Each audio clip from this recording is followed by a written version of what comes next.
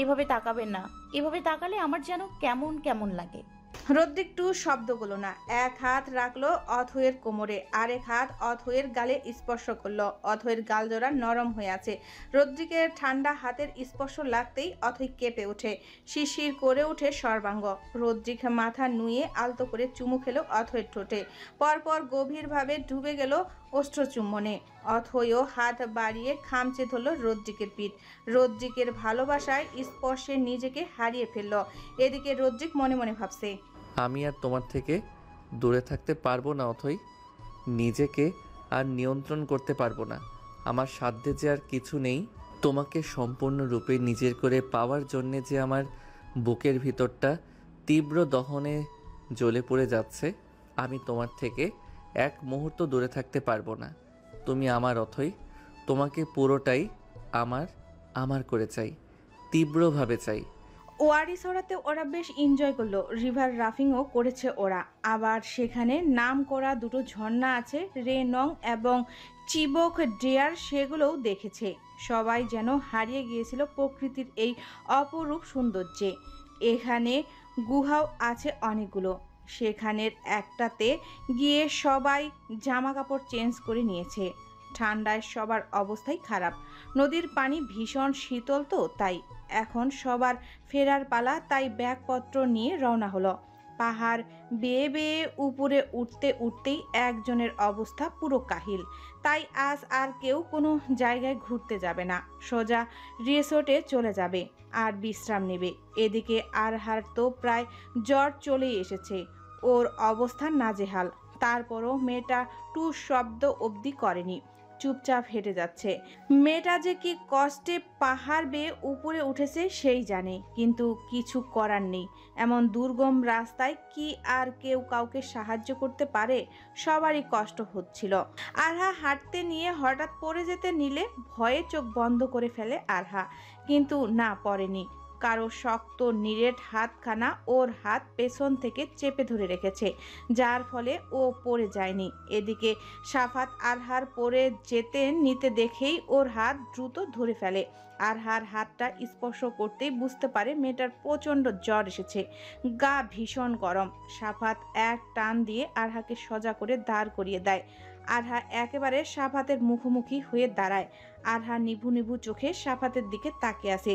শরীরের তাপমাত্রা অতটাই বাড়ছে যে ওর চোখ জোড়াও মনে হচ্ছে দাউ দাউ করে জ্বলছে। ঠিকভাবে তাকাতে পারছে না ও। এদিকে সাফাত এক ধ্যানে তাকিয়ে আছে আরহার দিকে। জ্বর আসার কারণে আরহার ফর্সা মুখশ্রীটা রক্তিম আকার ধারণ করেছে। আধ ভেজা চুলগুলো এলোমেলো হয়ে আছে, কপালে পড়ে আছে কয়েকটা বেবি হেয়ার। মেয়েটার বোধহয় ঠান্ডা লাগছে, তাই কেমন একটু পরপর কেঁপে কেঁপে উঠছে। ঠোঁট জোড়া ফ্যাকাশে হয়ে আছে, যা ঠান্ডা লাগার কারণে কাঁপছে। আরহাকে কেন যেন এই বেশে সাফাতের একটা কথাই মাথায় আসলো, মেয়েটা অনেক কিউট, সাথে মেয়েটার মনটাও অনেক ভালো। এক মুহূর্তেই কিভাবে ওদের বন্ধুদের সাথে মিশে গিয়েছে, ভীষণ মিশুক। আর মেয়েটা চঞ্চলও বটে। সাফাতের অজান্তেই সাফাতের ঠোঁটের কোণে হাসি ফুটে উঠল, আর তা দেখে আরহা হা করে তাকিয়ে থাকলো। ও বোধহয় স্বপ্ন দেখছে, না হলে যে লোক ওকে দেখলেই সবসময় মুখটা গমরা শক্ত করে রাখে, আর আজ সেই লোক কিনা ওর দিকে তাকিয়ে হাসছে, এটা আদৌ হবার? তবে যা হচ্ছে হচ্ছে। আরহা চায় এই স্বপ্ন যেন কোনোদিন না ভাঙুক। সাফাত এইভাবে হাসতে থাকুক ওর দিকে তাকিয়ে। আরহাও হাসলো। আরহা হাসতে দেখে সাফাত থতমত খেয়ে গেল। সে কি করছিল, কি হয়ে গিয়েছিল ওর? আর আরহার দিকে তাকিয়ে ও হাসছিলই বা কেন? আশ্চর্য কারবার। সাফাত দ্রুত নিজেকে সামলে নিল, মুখটা গম্ভীর করে ফেললো চটজলদি, বলল, তুমি এত সেন্সিটিভ একটা পার্সন, এটা জেনেও কেন এসেছো এখানে? এখন জ্বর বাঁধিয়ে বসে আছো। তোমার বাবা মা এখানে নেই যে দিনরাত তোমাকে সেবা করবে। এখন তুমি কি করবে? আরহা মলিন হাসলো। তার তো মা নেই, আর বাবা থেকেও না থাকার মতোই। আরহার কণ্ঠে বিষাদের ছায়া নেমে এলো, বলল, আমার মা নেই আর বাবা থেকেও না থাকার মতো, তাই মা বাবার সেবা আমি আগে কোনোদিন পাইনি আর এখনো পাবো না। সাফাতের বুকটা ধক করে উঠল। অজান্তেই এমন একটা কথা বলে ফেলেছে ও, কিন্তু ওর তো দোষ নেই। ও আর জানতো না যে আরহার মা নেই। আর বাবা কথাটা যেটা বলল সেটা না হয় আপাতত থাক। সাফাত জিভ দিয়ে ঠোঁট ভিজিয়ে নিয়ে বলে। আই এম সরি, আমি জানতাম না। আরহা মলিন হেসে বলে। ইটস ওকে, আপনার সরি বলতে হবে না। আপনি তো আর আমার লাইফের ব্যাপারে কিছু জানতেন না, তাই এটা স্বাভাবিক। সাফাত চিন্তিত কণ্ঠে বলে। Are you okay Arha? Is there anything wrong? আরহাকে বেশি একটা সুবিধার মনে হচ্ছে না। মেয়েটা কেমন টলছে, জ্বরটা কি খুব বেশি বেড়ে গেল? সাফাত হাত বাড়িয়ে কপাল ছুঁয়ে দিল আরহার। আরহার সাথে সাথে কেঁপে উঠল, সর্বাঙ্গে যেন ঝটকা দিয়ে উঠল। ওর উত্তপ্ত শরীরের সাফাতের ঠান্ডা হাতের স্পর্শ যেন ওর শরীরকে কাঁপিয়ে তুলেছে। আরহার চোখ বন্ধ করে নিয়েছে। এদিকে সাফাতের চেহারায় চিন্তার ছাপ। মেয়েটার শরীর ক্রমশ গরম হয়ে উঠছে। আরহার কপাল থেকে হাত সরিয়ে নিল সাফাত, বলল। ভীষণ জ্বর তোমার, জলদি কটেজে ফিরতে হবে। আরহা শুনছো তুমি? আরহা পিট পিট নয়নে তাকায়। সাফাত আরহার হাত চেপে ধরল, সহসা কণ্ঠে বলে ওঠে। আমার হাতটা শক্ত করে ধরে চলো। বলা তো যায় না কখন পড়ে যাও। আর তোমার বন্ধুরাই বা কেমন? তোমার এই অবস্থা কারোর নজরে আসলো না? সবগুলো তোমাকে ফেলে আগে চলে গিয়েছে। আরহা সাফাত আর ওর হাতের দিকে তাকিয়েছিল, যা এখন একে অপরের সাথে পেঁচিয়ে আছে। সাফাতের কথা শুনে ওর দিকে তাকালো, তাচ্ছিল্য স্বরে বলে। আর আমার বন্ধু হাসালেন আমাকে। ওরা তো আমার সাথে বন্ধুত্ব করেনি, করেছে আমার টাকা পয়সার সাথে। সাফাত বারে বারে আরহার প্রতিটা কথায় চমকাচ্ছে ভীষণভাবে। সাফাত বুঝলো জ্বরের ঘোরে এই মেয়ে মনের সব কথাই উগলে দিচ্ছে। সাফাত কি করবে ভেবে পাচ্ছে না। তবে সাফাত আর বেশি আরহাকে ঘাটল না। আরহার কথা আপাতত পরেও শোনা যাবে। এখন মেয়েটাকে নিয়ে রিসোর্টে ফিরতে হবে দ্রুত, না হলে অবস্থা অনেক খারাপ হয়ে যাবে। আর সাফাত তাই করলো, দ্রুত আরহাকে নিয়ে সাবধানে গাড়ির কাছে আসলো। আরহার কথা শুনে যেটুকু মনে করলো ওর ফ্রেন্ডরা ওর টাকা পয়সা দেখে ওর সাথে বন্ধুত্ব করেছে, আর হলোও তাই। ওরা আরহাকে না নিয়ে গাড়ি নিয়ে রিসোর্টে চলে গিয়েছে। এটা জানতে পেরেই সাফাতের রাগে যেন সারা শরীর জ্বলে যাচ্ছে। পারলে এক্ষুনি গিয়ে সবগুলোকে পিটিয়ে পিঠের ছাল তুলে দিতে। রাগটা মনের মাঝেই পুষে রাখলো সাফাত। আরহাকে নিজেদের সাথে করে নিয়েই গাড়িতে উঠে বসলো। অথই দ্রুত আরহাকে দু হাতের মাঝে আগলে নেয়। মেয়েটা প্রায় আত্মরা, জ্বরের কারণে কাঁপছে। অথই আটকে উঠে বলে। ওর তো ভীষণ জ্বর সাফাত ভাইয়া। সাফাত মাথা দুলিয়ে বলে। হ্যাঁ, ওয়ারি ছড়া পানিটা দেখছিলে কি ঠান্ডা? সেখানে গিয়ে সবার থেকে ওই বেশি লাফালাফি করেছে পানির মধ্যে। তো জ্বর আসবে না আবার? অথই হঠাৎ নাক মুখ কুঁচকে বলে ওঠে।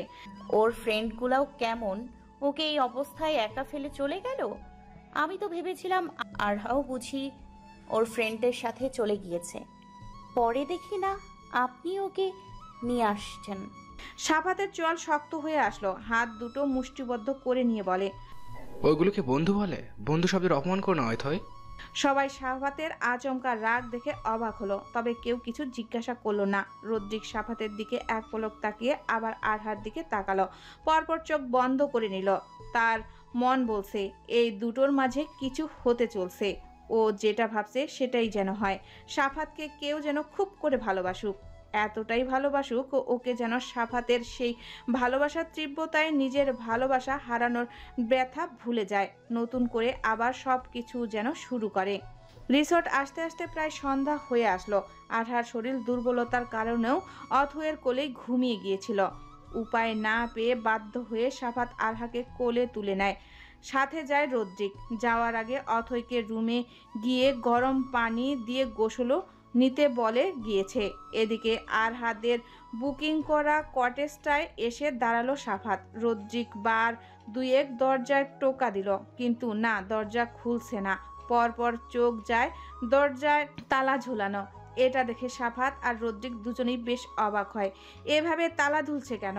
আরহার ফ্রেন্ডরা তো অনেক আগেই চলে এসেছিল, ওদের তো এখানেই থাকার কথা।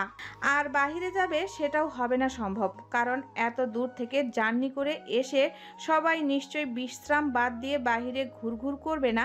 রদ্রিক এবার সাফাতকে উদ্দেশ্য করে বলে। তুই আরহাকে নিয়ে মারিয়া আর সিয়ার কটেজে যা। আমি ম্যানেজারের সাথে কথা বলে আসছি। বিষয়টা বুঝতে হবে তো এখানে কি হয়েছে। সাফাত সম্মতি দিতেই রদ্রিক চলে গেল। সাফাত আরহাকে নিয়ে মারিয়া আর সিয়ার কটেজে চলে আসলো। বাহির থেকে বার কয়েক সিয়া আর মারিয়াকে ডাকতেই সিয়া এসে দরজা খুলে দিল। আরহাকে কোলে নিয়ে ওদের কটেজের সামনে এইভাবে সাফাতকে দাঁড়িয়ে থাকতে দেখে বেশ অবাক হয় সিয়া। ভ্রু কুঁচকে বলে, তুই আরহাকে কোলে নিয়ে আমাদের রুমের সামনে এমনি সংসেজে দাঁড়িয়ে আছিস কেন? সাফাত বিরক্ত হলো সিয়ার কথায়, বলে, তুই আপাতত আমার সামনে থেকে সর। ওকে অনেকক্ষণ যাবৎ কোলে নিয়ে আছে, আর সামলাতে পারছি না। সিয়া এই কথা শুনে দ্রুত সরে দাঁড়ালো। সাফাত আরহাকে বিছানায় শুইয়ে দিয়ে গায়ে কম্বল টেনে দিল। এর মধ্যে মারিয়া ওয়াশরুম থেকে বের হয়ে এসেছে। সাফাতকে ওদের রুমে দেখে প্রশ্ন করে, সাফাত, কোনো সমস্যা হয়েছে? তুই এখানে? সাফাত কিছু না বলে শুধু চোখের ইশারায় বিছানায় শুয়ে থাকা আরহাকে দেখালো। তা দেখেই মারিয়া ভ্রু কুঁচকে এলো। ফের বলে, ওকে এখানে এনেছিস কেন? সাফাতের আর কিছু বলতে হলো না। এরই মধ্যে রদ্রিক চলে এসেছে। রদ্রিক বলে ওঠে, আরহার ফ্রেন্ডরা ওকে রেখে দেশে চলে গিয়েছে। চমকে উঠল ওরা সবাই, সাথে সাফাতও। সাফাত এটা আশা করেনি যে ওরা এইভাবে আরহাকে একা ফেলে আচমকা চলে যাবে, তাও এমন অসুস্থ মেয়েটাকে একা ফেলে। সাফাত চেঁচিয়ে ওঠে, হোয়াট? মাথা ঠিক আছে তোর? কী সব বলছিস? এটা কিভাবে হবে? দেখ, আশেপাশে আছে হয়তো। রদ্রিক পকেটে হাত গুজে টান টান হয়ে দাঁড়ালো। শান্ত কণ্ঠে বলল, আমি ঠিকই শুনেছি। মাত্র ম্যানেজারের সাথে কথা বললাম, আর ওর বন্ধুরা ম্যানেজারের কাছে এই চিঠিটাও দিয়ে গিয়েছে। রদ্রিক পকেট থেকে একটা চিঠি বের করে সামনে এনে ধরল।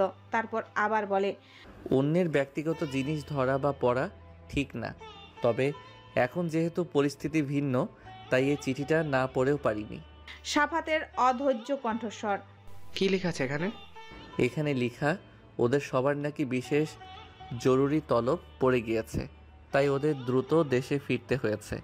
এই জন্যে আরহাকে একা ফেলে চলে গিয়েছে, আর আরহা যেন কষ্ট করে দেশে এসে পড়ে, এটাই লেখা। সিয়া নাক মুখ কুঁচকে বলে ওঠে, ছি, এগুলো বন্ধু নাকি অন্য কিছু? এভাবে মেয়েটাকে একা ফেলে চলে গেল, একটাবার মেয়েটার সাথে দেখা করেও গেল না।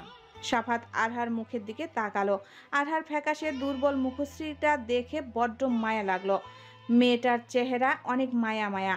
কেউ কিভাবে ওর সাথে এমন করতে পারে ভাবলেই সাফাতের পায়ের রক্ত মাথায় উঠে যাচ্ছে। সাফাত চোখ বন্ধ করে জোরে শ্বাস ফেলল। সবার উদ্দেশ্যে বলে ওঠে, আপাতত এটাও কি বাদ দে। আরহা সুস্থ হোক, তারপর না হয় ওর থেকে সবকিছু ভালোভাবে জেনে নিব। একটু থেমে আবার বলে, মারিয়া, সিয়া আরহা এখন একা, ওর সাথে কেউ নেই। এখানে আমরা এখন ধরতে গেলে ওর পরিচিত। আমাদের সাথে মেয়ে আছে 5 জন মেয়ে, তাদের মধ্যে তোরা 2 জনই সবচেয়ে বড় আর বুঝদার বেশি, তাই তোদের কাছে ওকে রেখে গেলাম। মেয়েটাকে দেখে রাখিস, ওর শরীরে অনেক জ্বর। আমি এখনই যাচ্ছি মেডিসিন আনতে, তোরা একটু ওকে পানিপটি কর। মারিয়া আলতো হেসে বলে, চিন্তা করিস না, আমরা দুজন ওকে দেখে রাখবো। ও তো এখন আমাদের ছোট বোনের মতন। মেয়েটা অনেক মিশুক। সাফাত সন্তুষ্টির হাসি দিয়ে বেরিয়ে গেল মেডিসিন আনতে। রদ্রিক শান্ত স্বরে বলে, 3 জন থাকতে তোদের সমস্যা হবে না তো? সিয়া বলে, আরে কিসের সমস্যা হবে? এমনিতেও এখানে প্রচুর ঠান্ডা পড়েছে, 3 জন এক বিছানায় মিলেমিশে থাকবো, এতে আরো মজা হবে, তুই চিন্তা করিস না। সিয়া আর মারিয়ার ভরসা পেয়ে রদ্রিক রুম থেকে বেরিয়ে আসলো। বাহিরে সাফাত দাঁড়িয়ে আছে। রদ্রিক সাফাতের কাছে গিয়ে বলে, চল মেডিসিন নিয়ে আসি। সাফাত বলে উঠল, তোর যাওয়া লাগবে না, তুই রুমে যা, ফ্রেশ হয়ে নে। আমি এই যাবো আর এই আসবো। কিন্তু কোনো কিন্তু না, আমি পারবো বললাম তো। আচ্ছা, কোনো সমস্যা হলে ফোন করিস। আচ্ছা। রদ্রিক নিজের রুমের দিকে হাঁটা ধরল। সাফাত চাপা শ্বাস ফেলে চলল মেডিসিন আনার জন্য। অথই ড্রেসিং টেবিলের সামনে দাঁড়িয়ে ওর ভেজা চুল মুছছিল। এমন সময় রুমে আসে রদ্রিক। রদ্রিককে দেখেই চুল মুছতে মুছতে অথই বলে, এতক্ষণ কোথায় ছিলেন? রদ্রিক দরজা আটকে অথয়ের কাছে এসে দাঁড়ালো। মৃদু হেসে বলে, কেন মিস করছিলে বুঝি আমায়, নাকি তখনকার চুমুটা মিস করছিলে? অথই লজ্জায় হতভম্ব হয়ে গেল। এই লোক কিসের মধ্যে কি বলছে? ও কত একটা ভালো কথা বলল, আর এই লোক কিনা সেটা ঘুরিয়ে পেঁচিয়ে তেনা তেনা করে ফেলে। অথই মুখ ফুলিয়ে বলে, উফ, আপনি চরম অসভ্য একটা লোক। সরুন তো আপনি, সরুন। রদ্রিক শব্দ করে হেসে দিল। রদ্রিকের সেই হাসির ঝঙ্কারে পরপর অথয়ের ঠোঁটের কোণেও হাসি ফুটে উঠল। ও মিষ্টি করে হেসে মাথা আঁচড়াতে লাগলো। রদ্রিক সময় নিয়ে হাসি থামায়। রদ্রিককে থামতে দেখে অথই বলে, প্লিজ বলুন না কোথায় ছিলেন, দেরি হলো যে। আরহান শরীর কি খুব বেশি খারাপ? রদ্রিক এবার সিরিয়াস হয়ে গেল। মুখটাকে মুহূর্তেই গম্ভীর করে নিল। পরপর আস্তে আস্তে অথইকে সবটা খুলে বলল। সব শুনে অথই ভেজা কণ্ঠে বলে, এত খারাপ আরহার ফ্রেন্ডগুলো এইভাবে অসুস্থ মেয়েটাকে একা ফেলে চলে গেল কিভাবে? একবার মেয়েটার সাথে দেখা করেও গেল না। মেয়েটা হুঁশে আসলে না জানি কতটা কষ্ট পায়। রদ্রিক অথয়ের কথায় হাত বুলিয়ে দিল, দীর্ঘশ্বাস ফেলে বলে, মন খারাপ করো না, আল্লাহ যা করেন ভালোর জন্যই করেন। আরহার জন্যে এটা ভালো হয়েছে না বলো? যে মেয়েটা ওর ওই মিথ্যে বন্ধুগুলোর আসল মুখোশটা চিনতে পারবে, বুঝতে পারবে যে বিপদের সময় যারা একজন মানুষকে এইভাবে ফেলে চলে যায় তারা কোনো দিন কারো বন্ধু হতে পারে না। অথই চোখ মুছে নিল, তারপর দু হাতে গিয়ে রদ্রিককে জড়িয়ে ধরে। রদ্রিকও আগলে নেয় প্রিয়তমাকে। অথই রদ্রিকের বুকে মুখ গুজে দিয়ে বলে, এই দিক দিয়ে আপনি আমি দুজনেই খুব লাকি জানেন। আমরা জীবনের সবচেয়ে মূল্যবান কিছু পেয়ে থাকলে তা আমাদের বন্ধুদের পেয়েছি, যারা আমাদের জন্য বিপদের সময় সর্বদা ঝাঁপিয়ে পড়ার জন্য প্রস্তুত থাকে। রদ্রিক সন্তুষ্টির হাসি দিয়ে বলে, হ্যাঁ, এটা একদম ঠিক বলেছ। এদিক দিয়ে আমরা পৃথিবীতে বোধহয় সবচেয়ে সুখী কাতারের মানুষদের মধ্যে পড়ি। উপরওয়ালার কাছে লাখ লাখ শুকরিয়া তার জন্যে। অথই এবার সরে আসলো, তারপর রদ্রিকের হাতে একটা তোয়ালে ধরিয়ে দিয়ে বলে, অনেকক্ষণ হয়েছে, বাকি কথা পরে হবে, এখন ফ্রেশ হয়ে আসুন।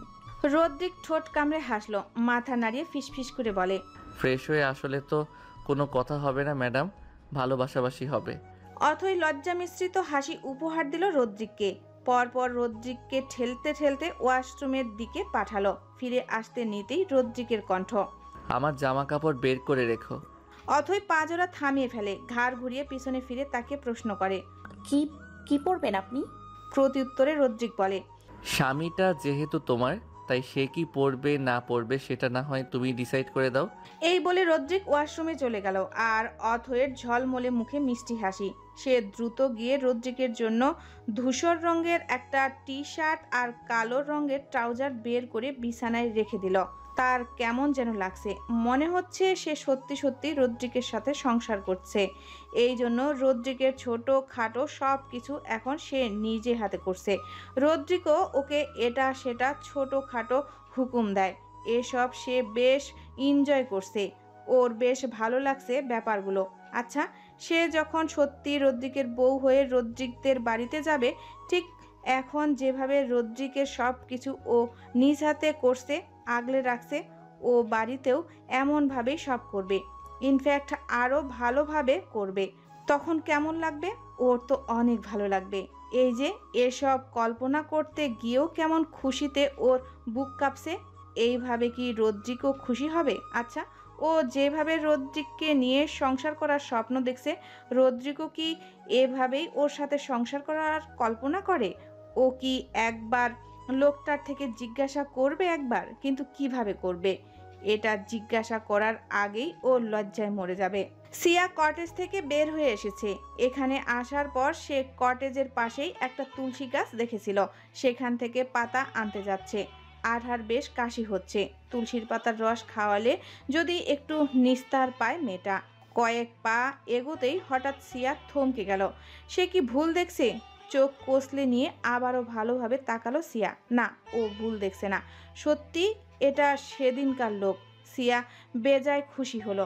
এই লোকটাকে সকালে কত খুঁজছিল, কিন্তু সিয়া পায়নি। ওকে অত বড় একটা বিপদ থেকে বাঁচিয়েছে লোকটা, আর ও একটা ধন্যবাদও দেয়নি। সিয়া দ্রুত পায়ে এগিয়ে গেল লোকটার কাছে। কাছে গিয়ে হাসি মুখে বলে উঠল, এক্সকিউজ মি, এই যে মিস্টার, শুনছেন? জেনির সাথে কথা বলছিল রিয়ান। হঠাৎ পেছন থেকে চিকন রিনিঝিনি মেলি কণ্ঠস্বর কানে এসে পৌঁছাতেই চট জলদি পেছনে ফিরে তাকায়। তাকাতেই সিয়ার হাস্য উজ্জ্বল চেহারাটা ভেসে ওঠে ওর আক্ষিপটে। সিয়াকে সে চেনে, কিন্তু সিয়াও ওকে চেনে, কিন্তু এই মুহূর্তে ওকে চিনছে না। না চেনারই কথা, কারণ রিয়ান মুখে মাস্ক পরে আছে, গায়ে ব্ল্যাক কালারের হুডি জড়ানো। সেই হুডির টুপিটা মাথায় দেওয়া, যার কারণে চোখের অর্ধেকখানি ঢেকে আছে। চোখে সানগ্লাসও পরা আছে, তাই ও যে রিয়ান তা কেউই বুঝবে না। সিয়ার ক্ষেত্রেও সেটা হয়েছে। এদিকে সিয়া রিয়ান তাকাতেই চুপ হয়ে গেল। প্রচণ্ড নার্ভাস লাগছে। লোকটাকে ডেকে তো ফেললো, এখন কি বলবে? এদিকে রিয়ান সিয়ার কোনো নড়চড় না দেখে এবার নিজেই বলে ওঠে, জি বলুন, কিছু বলবেন? রিয়ানের কথায় নড়ে চড়ে উঠে সিয়া, শুকনো ঢোক গিলে নেয়, জিভ দিয়ে ঠোঁট ভিজিয়ে নিয়ে বলে। আসলে হয়েছে কি, ওই আর কি। সিয়াকে থামিয়ে দিয়ে রিয়ান বলে ওঠে। আসলে না হলে পরে বলা যাবে, আগে কি জন্য আমায় ডেকেছেন সেটা বলুন। সিয়ার নাক মুখ কুচকে আসতে চাইছে, তাও নিজেকে স্বাভাবিক রেখেছে। এই লোক তো ভারী বজ্জাত, এভাবে কেউ কারোর সাথে কথা বলে? আরে ও তো বলতেই নিয়েছিল। ব্যাটা খবিসটা তো থামিয়ে দিল। মনের কথা মনের মাঝে চেপে রাখলো সিয়া, বলল। আসলে সকালে আমি রোড ব্রিজ যাওয়ার পথে ওই পিচ্ছিল সিঁড়ি দিয়ে নামতে গিয়ে পড়ে যাচ্ছিলাম। আপনিই তো আমাকে হেল্প করলেন, আমাকে এত বড় একটা বিপদের হাত থেকে বাঁচিয়েছেন। আপনাকে একটা ধন্যবাদ পর্যন্ত আমি দেইনি। আমি আপনাকে পরে অনেক খুঁজেছিলাম, কিন্তু আপনাকে পাইনি। এই জন্য আমার মনটা অনেক খারাপ হয়ে গিয়েছিল, কিন্তু এখন আবার আপনাকে খুঁজে পেয়ে অনেক ভালো লাগছে। আপনাকে অসংখ্য ধন্যবাদ তখন আমাকে এত বড় বিপদের হাত থেকে বাঁচানোর জন্য।